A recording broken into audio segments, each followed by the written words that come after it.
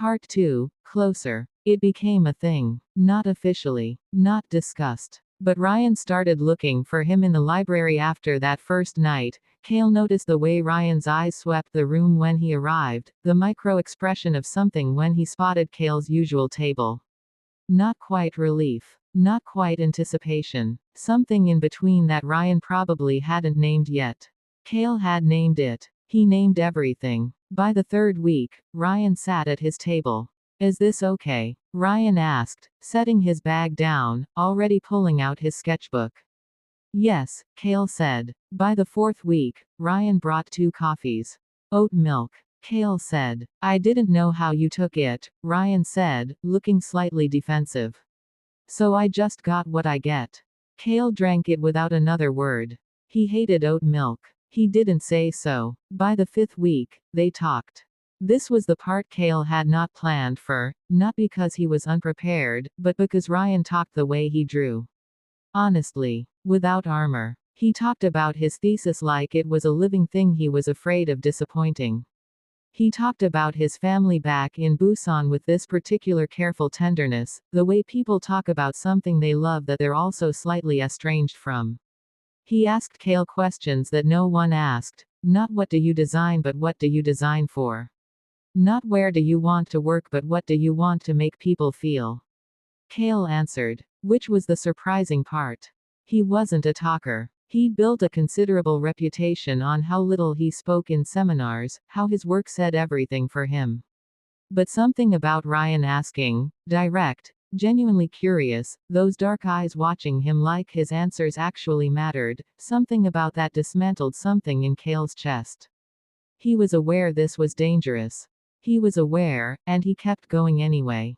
The night it shifted, it was raining. April rain, heavy and sudden, the kind that catches everyone off guard even though it does this every year. They'd left the library at closing time and stood under the entrance overhang watching it come down in sheets. My dorm's 12 minutes from here, Ryen said, resigned. Kael's apartment was 4 minutes. He knew Ryen's dorm was 12 because he had walked the route, once, alone, in October. Come wait it out, Kael said. Ryen looked at him. That direct look. At your place. Unless you'd prefer to be wet. A beat. And then Ryen laughed, that full body laugh, head tipping back, and said, okay, yeah. Lead the way, Winters. The apartment was exactly what Ryen seemed to expect and exactly what he didn't. Expected. Clean, precise, architectural books stacked with the spines aligned, drafting table set up with professional lighting. Didn't expect. The wall.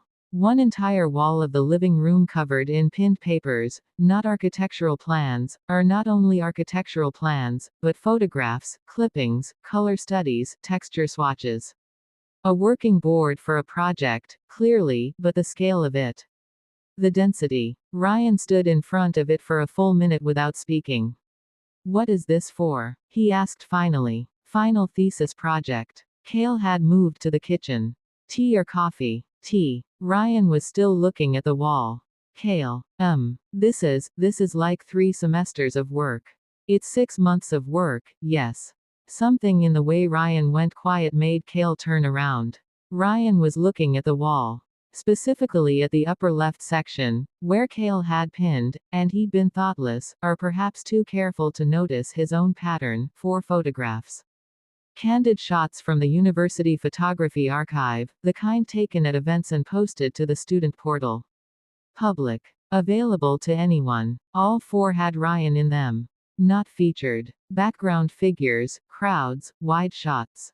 But Kael had circled, in pencil, light pencil, the specific figure in each one.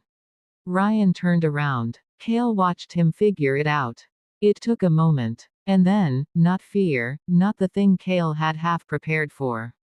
Something more complicated. Ryen's expression moved through several things in quick succession, and the one it landed on was a look Kael had never received before and couldn't quite name. How long? Ryen asked. His voice was even. Kael considered lying. He was good at it. He considered the strategic answer, the deflection, the architectural retreat. October, he said. The rain hit the windows. Ryen breathed out. Long, slow. Then he looked at Kael with those unbearably readable eyes and said, "Say the rest of it."